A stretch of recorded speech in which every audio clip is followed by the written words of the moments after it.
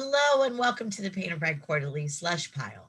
We're so glad you're listening in, and what you're listening to is an example of what our normal editorial meetings are like. So what we're going to be doing is discussing a piece that a writer has generously allowed us to discuss on an episode.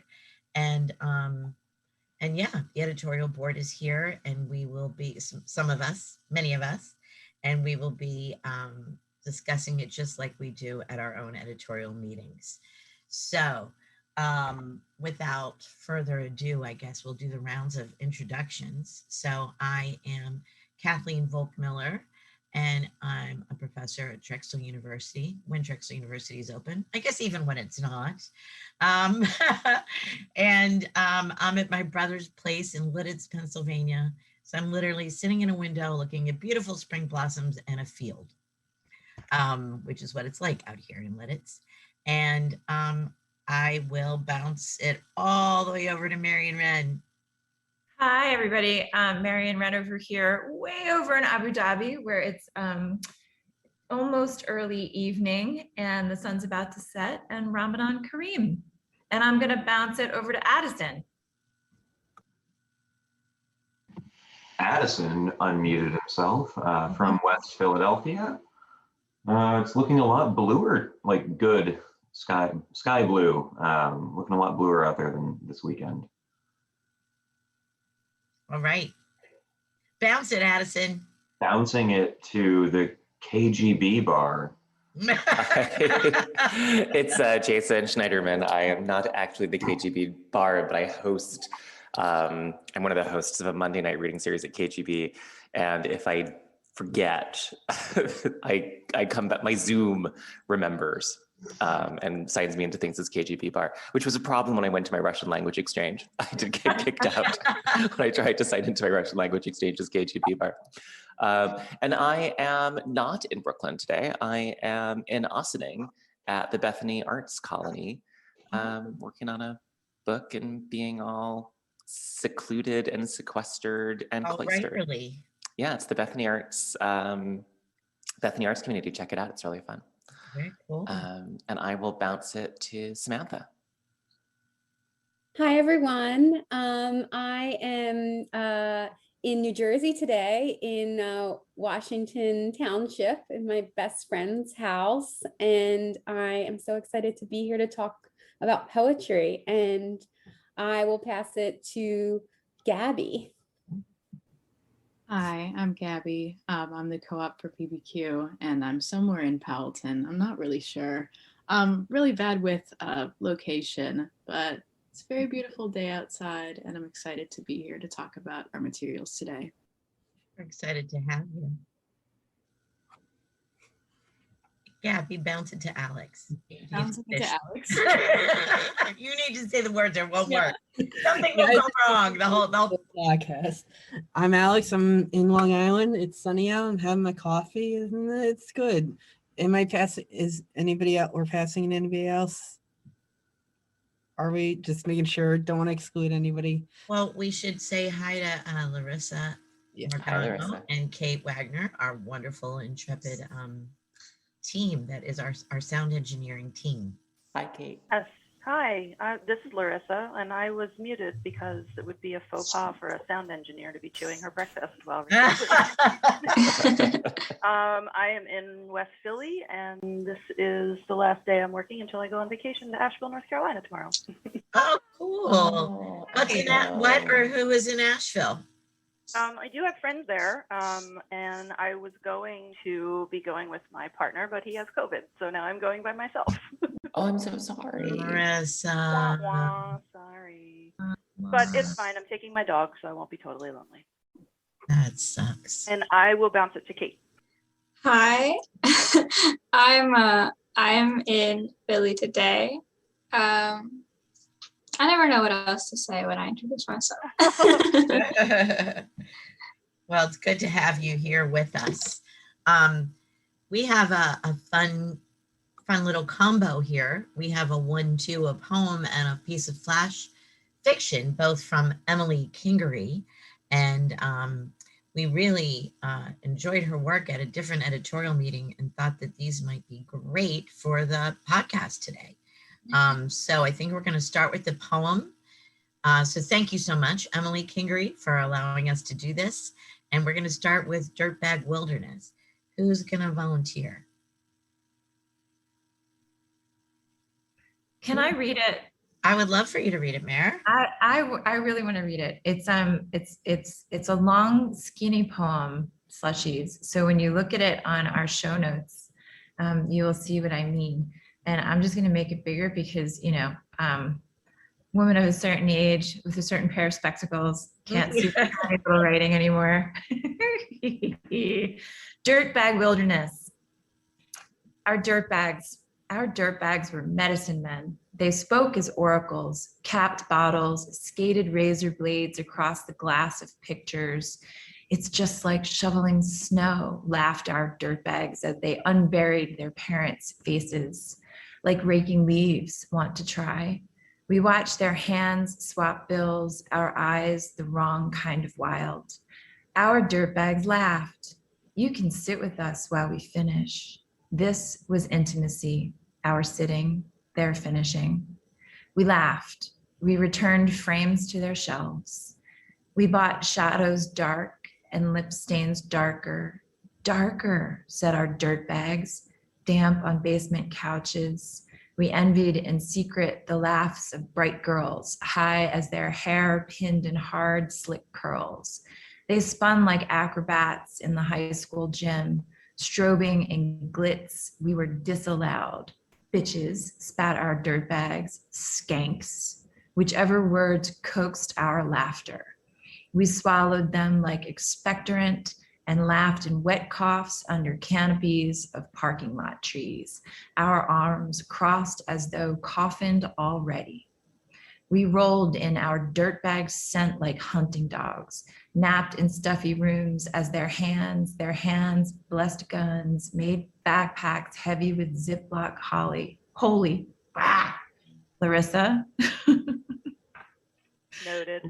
Right there. All right. So I'm going to take it back to, we rolled in our dirtbags scent like hunting dogs, napped in stuffy rooms as their hands, blessed guns, made backpacks heavy with Ziploc holy. It's all good, laughed our dirtbags.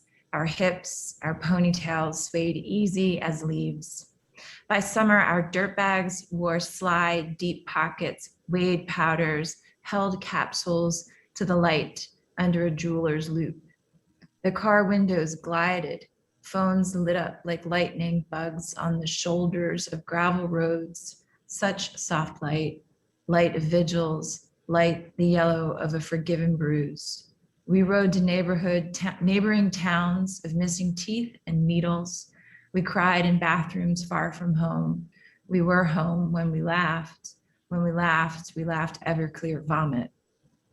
But our dirtbags let us sit while they finished, and their hands were warm as stones pressing us to sleep. Ooh, thank you. All right. So now, Slushies, you will hear the sound of thinking. It's not much while we process this. Feel free to go to the website, pbqmag.org, and look at this long, skinny poem written in couplets and see what you think, what we think. I have to say, I was so amazed. It took me a while. It took me a number of readings before I realized that opening section was about doing coke and watching them, like, you know, and it's so subtle. It's just like shoveling snow, razor blades, a glass of pictures. It goes on for so long without ever saying quite what it is, but making it so clear once you see it. It's really impressed by that. I thought that was pretty amazing. I love as they unburied their parents' faces. Oh, I do too. I'm so glad you said that, because it's, the literal is like moving the coke across the framed picture and unburying the parents' faces. Right. At the same time, it was like, I don't know, my metaphor mind was like, they become hollowed out and they look more like their parents, like in the act of doing this thing. Like, you know, it's just such a specific and lovely description. Yeah. Like raking leaves. Mhm. Our eyes, the wrong kind of wild. Yeah. And the description is all building up the kind of domestic, the sort of suburban, the familial, while the action that's underneath it is dissolving that, right? The action underneath it is completely threatening all of these ties, all of these structures, all of these spaces. Yeah. And it calls to such a like specific time period too, like just the fine details. So it's like, or I mean, at least like for Americans, this calls to mind a certain like time period, like just a decade ago. I feel like it's MySpace, it's seen in quotes kids, it's like not quite goth, but in that area, like there's a sociological like goth and like how that grew from the 80s and all that, but this is very like 2000s. That's funny that you said that because skank, what are the names they call it? Oh, bitches and skanks. I wondered what era that was recalling. I mean, my era certainly used skank, you know, and I thought, is that long lasting words? Yeah. You know, how many, you know, I didn't, I wondered if people would all relate as to their time. Yeah, Addison? For me, that word really calls back to Kevin Smith movies and Jason Mewes in particular, calling people bitches and skanks while being a drug dealer. So definitely 90s, and I suppose 80s too, because that's where he would have grown up doing it. I thought it was funny that you said 10 years ago, but then harkens back to the 2000s, and it's just like, it's so far from 2000, and it's like, I don't get it either. Because the 70s, that was only like 30 years ago, right? Right. I really like this, the way it painted a picture of just a whole basement, really. Right. A whole culture, right? Yeah. And like, I don't feel like I knew anybody exactly like this, but I feel like I knew people that maybe grew into this. Yeah. Well, I think these are the people I was trying to avoid because they were the danger zone. Like, these are the people who, like, if you spend time with them, they're going to suck you into, you know, you're not going to end up, you know, if I think we're all saying that this brings us back to when we were roughly in high school, and that decade seems to float a little bit depending on which of us is speaking. Well, that's great, right? And I just forgot when the 2000s were, so.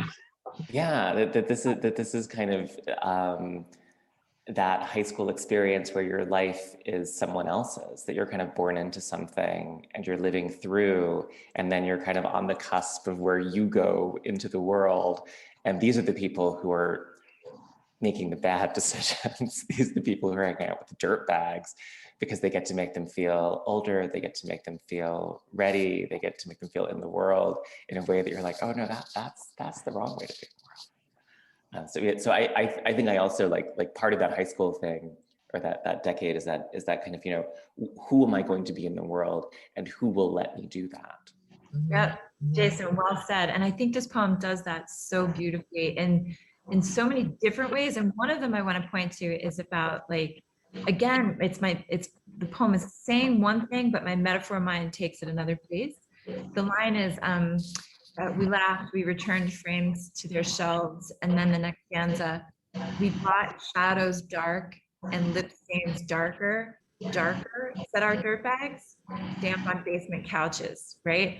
And it's the shadows dark and lip stains darker. Like, you know, I'm almost thinking, like, is this like some sort of like overwritten emphasis on the shadows, right? Like in people's characters or something, but it's actually eyeshadow. So shadows dark and lip stains darker. It's like eyeshadow and lipstick is actually being pointed out as like the point of exchange with your dirtbag. Your dirtbag likes your dark lip gloss and your dark eyeshadow, right? And yet it's also like hell yeah, there's a lot of shadows in that basement. There's a whole shit ton of shadows that you're negotiating with in this moment, right? So yeah, I think the word that comes to mind when I read this is uncanny, because there's all these kind of familiar places and objects of like tweenhood or like young teenhood that feel so familiar, yet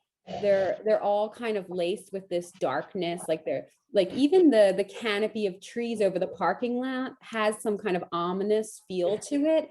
And then you have like the coffined way they're standing, and then of course once you understand the beginning part, it's very strange and eerie, despite all those familiar objects like the couches and such. And then I just wanted to say also that what's interesting about this is like the dirtbags are sort of presented as this alternative to the popular people, and yet they're kind of like both on these extremes, right? And I think it was Jason or someone who said that like you're trying to navigate like where to be so that you can sort of survive.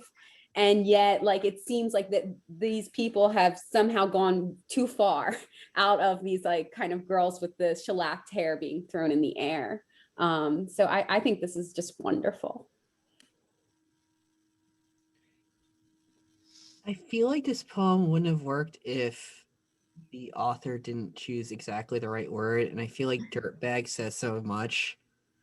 Like, it says something about what they're doing, but they're still like in the area lovable, at least for this like Greek chorus that's presenting this landscape.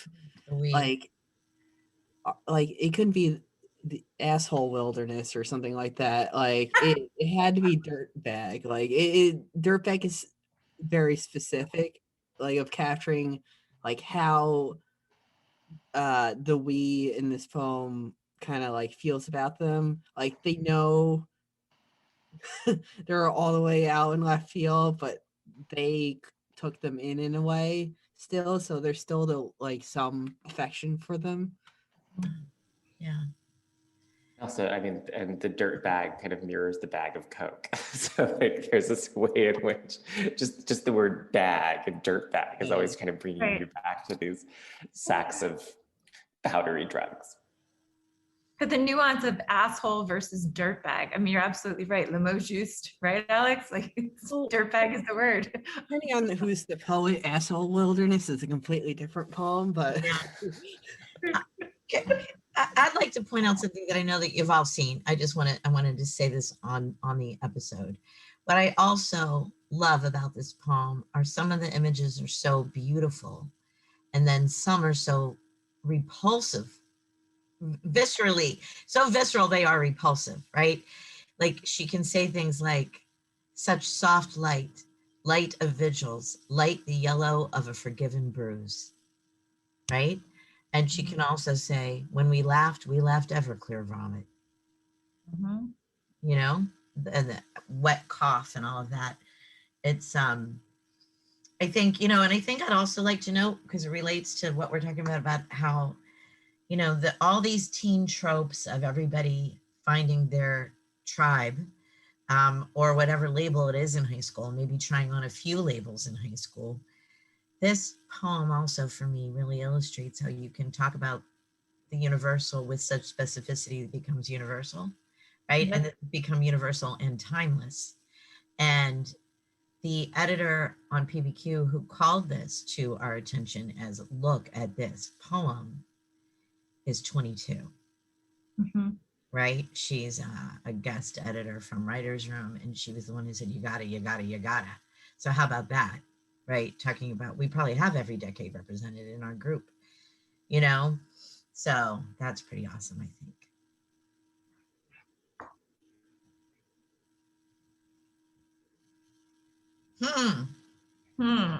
I would say, actually, I didn't love Everclear vomit. Like that was actually a little too, like everything had been so gestured, and then Everclear vomit was like a little. I was like, no, this like. Well, but see, that's what I'm saying. The juxtaposition of Everclear vomit against the other gestured lines, I thought was kind of cool. You've got all these softer images or language. Strobing and glitz, we were disallowed. You know, there's, and then you get Everclear vomit too. it, it seemed like reality to get the Everclear vomit in there. Yeah, it is all the registers, right? Except for full disclosure. Have I ever had, I don't think I've ever had Everclear. Like, have I ever had Everclear? You have had Everclear when you had my various cellos. Oh, cellos. Okay. Unknowingly. Yeah, you might have had it unknowingly. Some bunch at some point probably had Everclear. Thank you. Or you listen to the band. You listen to the band Everclear. Everclear. That's it. Yeah. Right? My sentimental education. Thank you, PBQ. I appreciate everybody keeping an eye out for my well-being. Well, Is anybody gonna point out the irony of the KGB bar not liking the Everclear reference? Would it be better if it was some kind of potato vodka? Right. Potato vodka is very good. And I highly recommend there's a longer story about it, about a very, very good White Russian that I made in Siberia. The drink, not the ethnicity. But yeah, no, I mean, it was called the white drink. if I start telling that story, we'll never get back. That'll be in our extras. Right. It'll be the extra. Yeah. So I guess the last thing is maybe also the first thing I want to talk about with y'all, and which it's the layout of the poem, right? The very deliberate choice that it's this long, skinny sort of line on the blank page, but it's couplets, right? So as a reader, those couplets actually helped me to speak it, right? And it both like coached me into the narrative, but also was a little mystifying. Like I wasn't sure what was happening because of the way the couplets were suspending me in the breaks between the stanzas. I don't know what you all thought about that.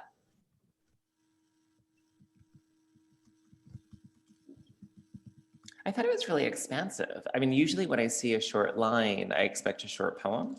Mm-hmm. And so to have a poem this long with such a short line, but so well sustained, because the hard thing about a short line is that you have to shape the line to the syntax and the syntax to the line. They have to be in tension with each other. And that can be really hard to do, when you're getting to page 3 and page 4.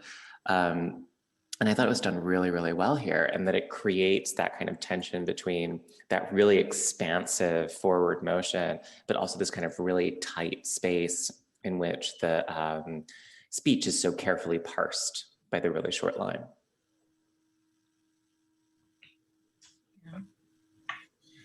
So Gabby, do you have anything to add? Yeah, sorry, I've just been kind of like silent observer over here. That's your first time. Yeah.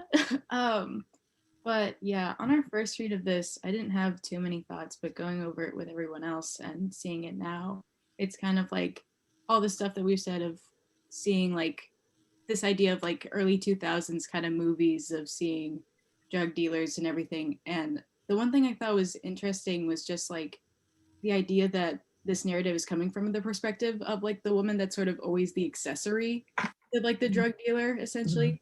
Mm-hmm. And it's kind of like, not that I would say that there's any like necessary nurturing in here, but the idea of like them putting the frames back on the shelves and like them being around to like see everything, and even just the kind of, I don't know, the one line that I keep coming back to is, this was intimacy, our sitting, their finishing. And just the very like, I don't know, like just the way that they are an accessory to them. And then I think the reason that I kind of like the Everclear vomit bit was because it was the first time that it seemed like they were actually doing anything. And I think that's what made it so striking of like a line, because like before it was just laughing, but this was like the one clear action that they actually seemed to do.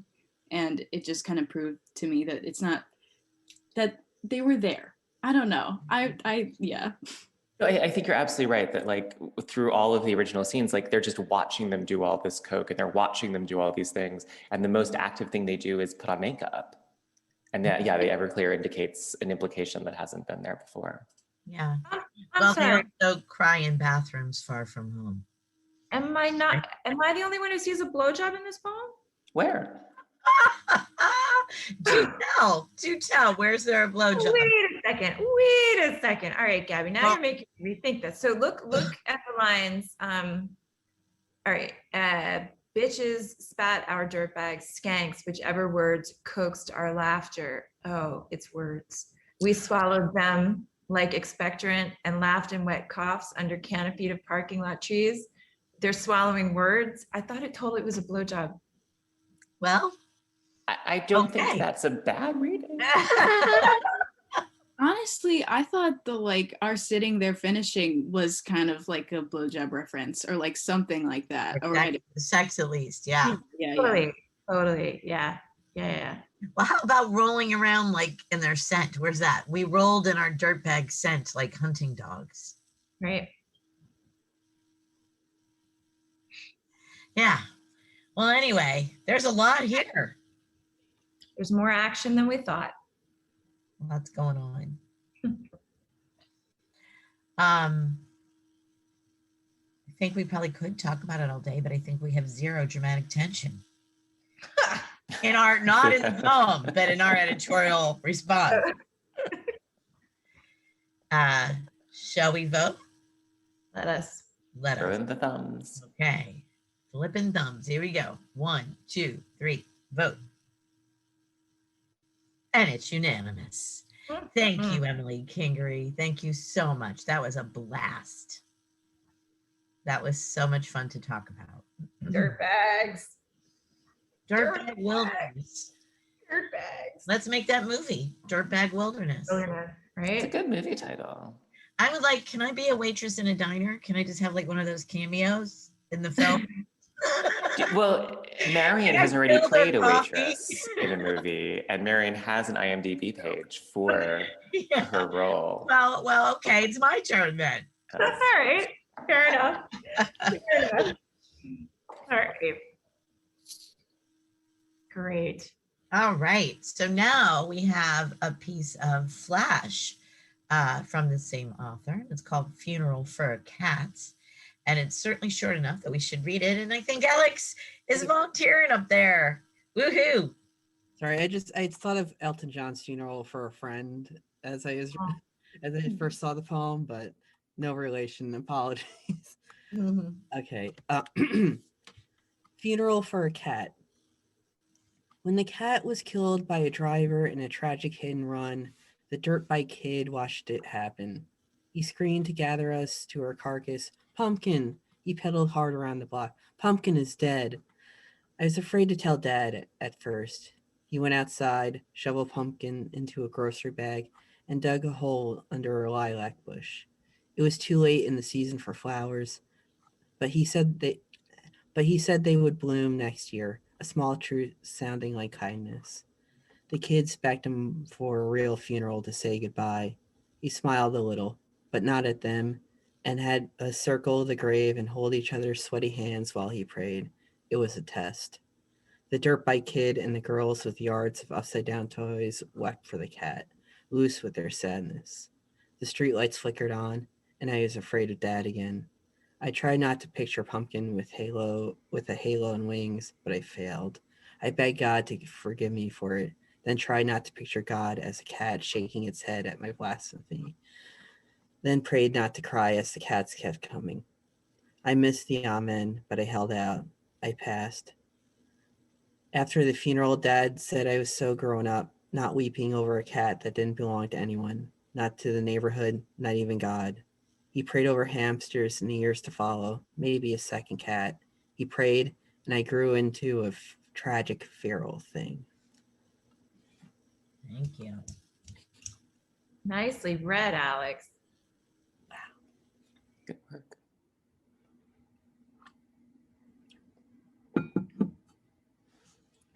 Pumpkin's dead. I can just hear it.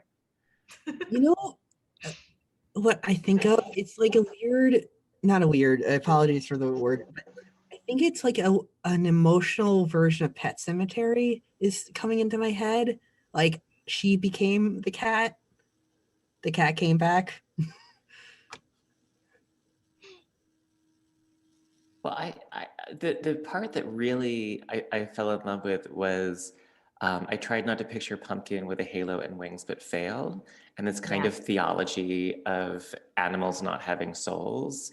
And so, like, do you remember the episode of The Simpsons where Bart like drives this Sunday school teacher crazy by asking questions about heaven, and particularly about animals in heaven, and like this sort of like the imagination that can't be stopped, right? The imagination that's trying to be reined in and just keeps getting wilder and wilder. But because the imagination is theological, as it gets to like cat angels and cat gods, that even the act of like reining it back, because only humans have souls, right? In Christian theology, you know, like just keeps taking her to these like weirder and weirder places. And I almost wanted to kind of like that to be all of the poem.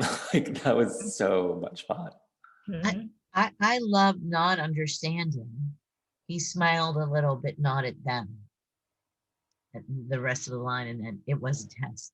Not knowing what the test was until the next stanza. Like I didn't know exactly what the test was, you know, and then it was that the son wouldn't be emotional because the cat was just a cat, not God's, right?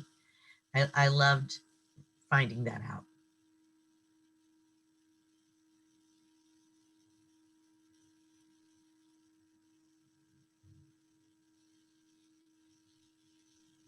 I did want more about the dad. Like there's all this sort of suggestion about the dad being really scary.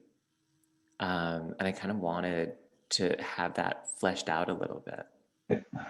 It might be like really obvious to some people in certain community, like that grew up in a certain community where the father is like God in the house.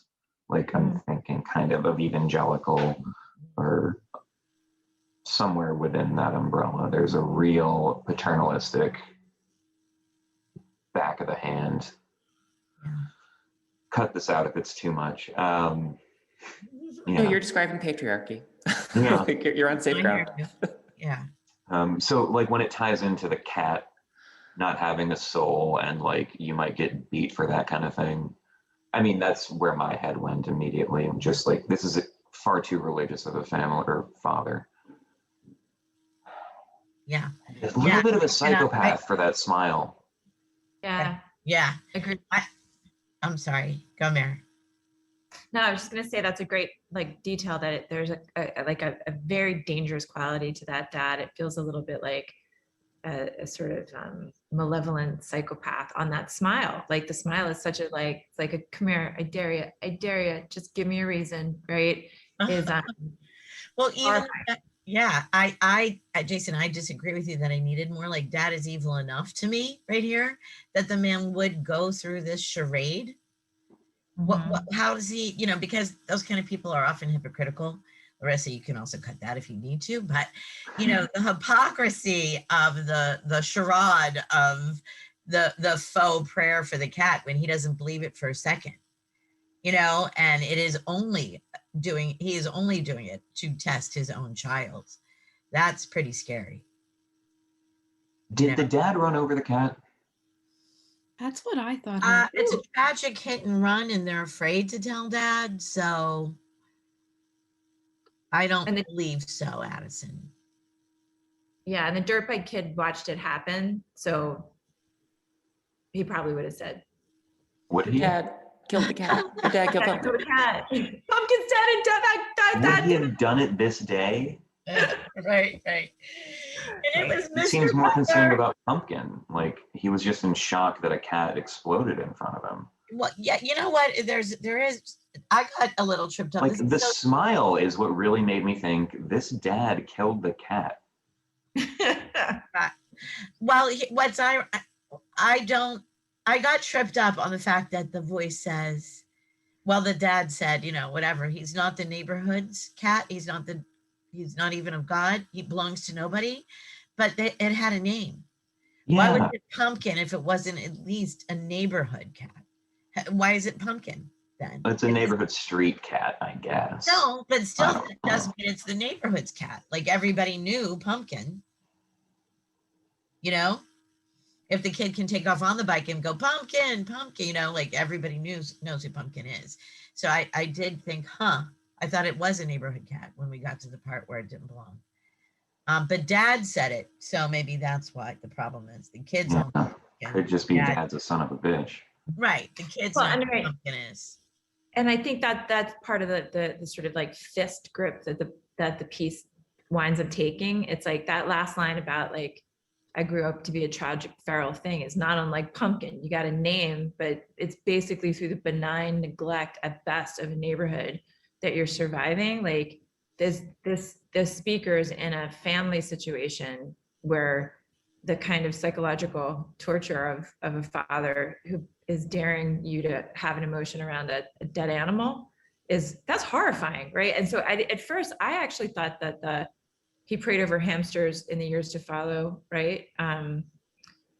Was like a step too much, but that's because I didn't fully understand what you all seem to have grasped about like that in Christian theology, animals don't have souls, right? That's the dare, right? That the father is testing the belief in the child. I just thought the dad was nuts and mean.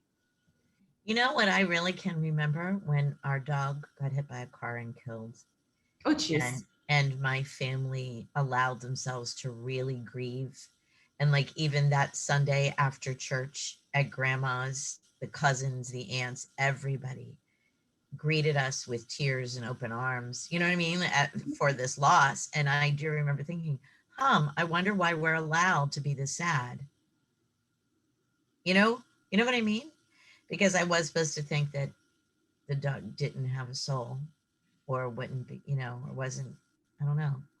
I remember that. All tied up in this Catholicism stuff.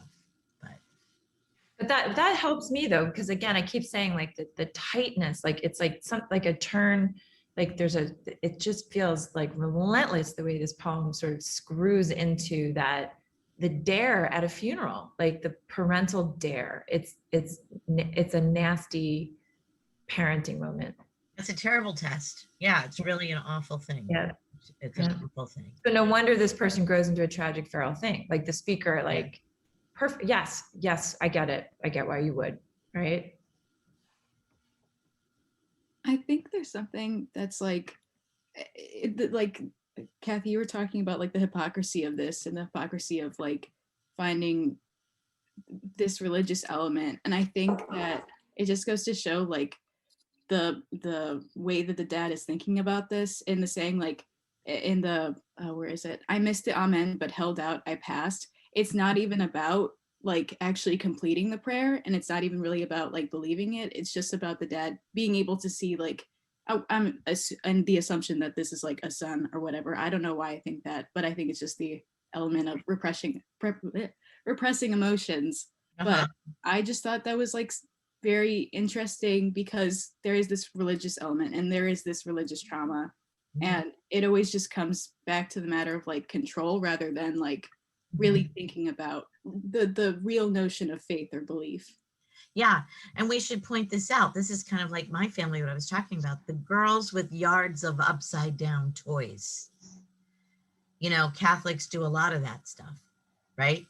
There's a certain statue you bury in your yard upside down if you want to sell your house. There's, all that, what is that called? Catholics love their objects. They put a lot of power in scapulas and crucifixes and statues. Idol worship. Yeah. And so these girls. Hey, Martin Luther.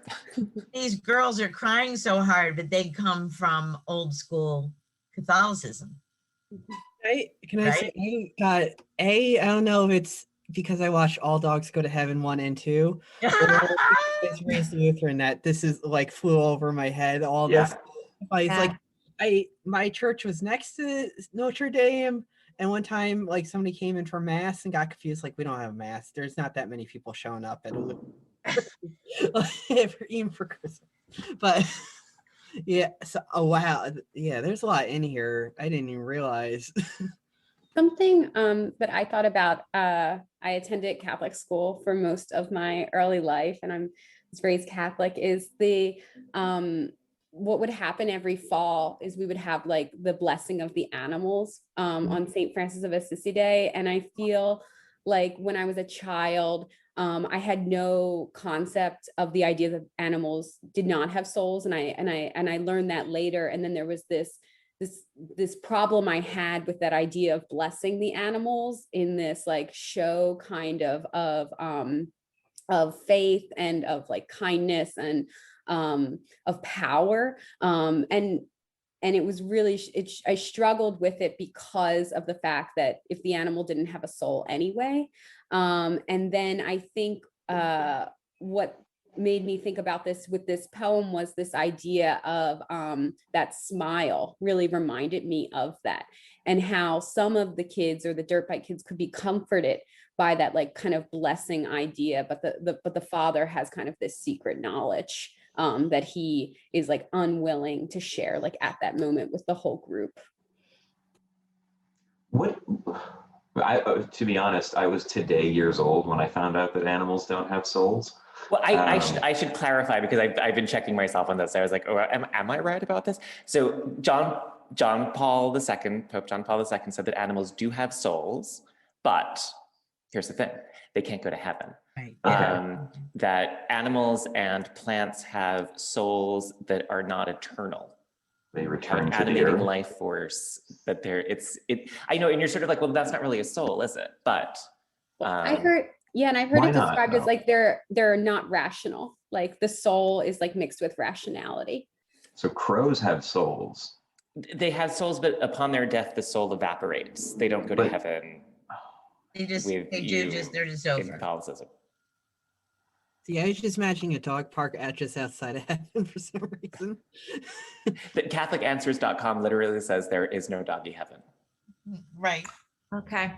So, you know what though, like, I love that this piece of flash though is like the opposite of this desire to believe that they do, right? Like that is in the Yeah. reader, right? Or this just presumption that they do, which is in this reader. Like I don't think I ever paid attention to the rules, right? Around who gets access and who turns into a spoof of, or a mist of crow soul.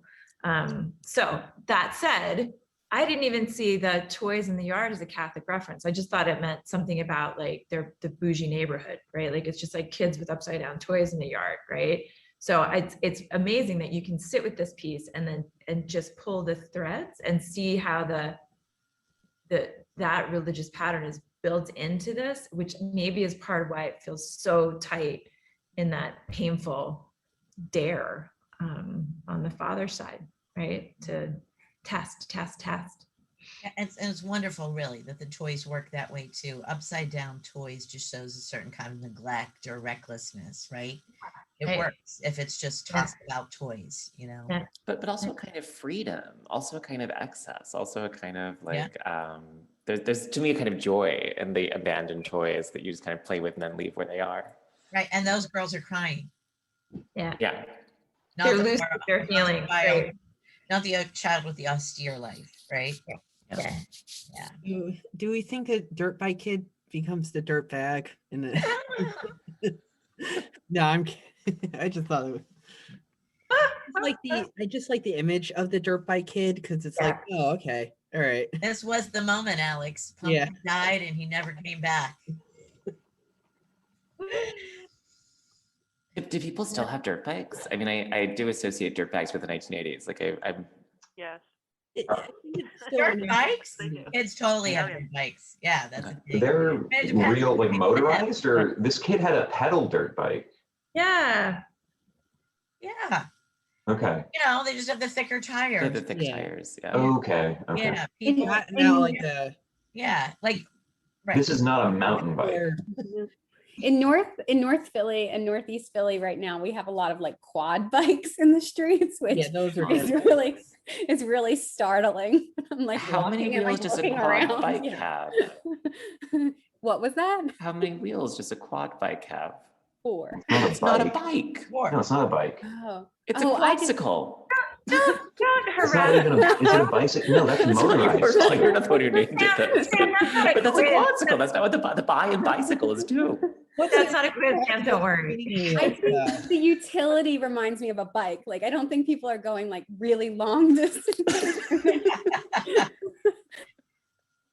And if you've been in West Philly, you know that there are also still two-wheeled dirt bikes all over the place, just like the quad. Yeah. And probably in North Philly too. Yeah, that's why I was saying we definitely have dirt bikes out here.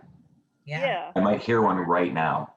That's Oh, yeah. actually what marks the beginning of summer in West Philadelphia. Yeah. And that's what people have been writing about it there in just Jersey now too. There's a lot of people come ride, or I don't know if they come ride in Jersey or if Jersey people are getting them, but I'm seeing them too more and more.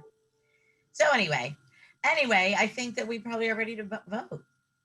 Mm-hmm. All right, let's do it. We're gonna flip thumbs again for Emily Kingery's Funeral for a Cat. 1, 2, 3, vote. And it's in. It's in. Woohoo! Woo! Go, Emily. Thank you, Emily, for your dirt bike kid and your dirtbag poem.